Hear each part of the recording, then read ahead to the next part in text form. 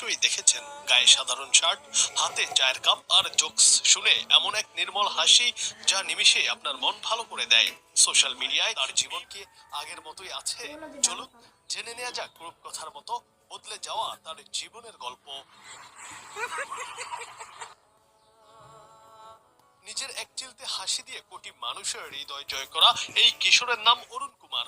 মুম্বাইয়ের এক অত্যন্ত দরিদ্র পরিবারে জন্ম নেওয়া অরুণের জীবনটা ছিল সংগ্রামের। অভাবের তাড়নায় চতুর্থ শ্রেণীর পর স্কুলের বই খাতা তুলে রেখে তাকে নামতে হয়েছিল জীবন যুদ্ধে। খুব অল্প বয়সেই তার পরিচয় হয়ে ওঠে একজন ট্রাকের হেল্পার হিসেবে। অরুণ কাজ করতেন নেহেরু নামের এক ট্রাক ড্রাইভারের সঙ্গে, যাকে তিনি পরম শ্রদ্ধায় নেহেরু আন্না বলে ডাকতেন। একদিন ট্রাক ধুয়ে কাজ শেষ করার পর নেহেরু তাকে এক কাপ চা দেন এবং একটি মজার জোকস শুনান। সেই জোকস শুনে অরুণের যে প্রাণখোলা হাসির সৃষ্টি হয়েছিল, নেহেরু তা নিজের ফোনে রেকর্ড করে সোশ্যাল মিডিয়ায় আপলোড করেন।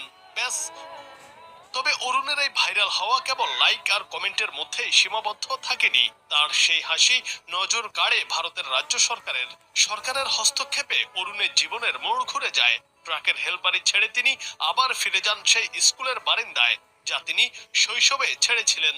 অরুণ এখন নিয়মিত পড়াশোনা করছেন। এই স্বপ্নবাজ কিশোর এখন স্বপ্ন দেখেন গ্র্যাজুয়েট হয়ে সম্মানজনক কর্মজীবনে প্রবেশ করার। তবে সাফল্যের এই সিঁড়িতে পা রেখেও তিনি ভুলে যাননি তার দুর্দিনের কাণ্ডারি নেহেরু আন্নাকে। তিনি তার গুরুকে পাশে নিয়ে ভবিষ্যতের পথে হাঁটতে চান। ট্রাকের ধুলোবালি মাখা সেই জীবন পেছনে ফেলে অরুণের এই শিক্ষা জীবনে ফেরা যেন এক জীবন্ত রূপকথা, যা আমাদের শেখায় একটি অকৃত্রিম হাসিও বদলে দিতে পারে জীবন।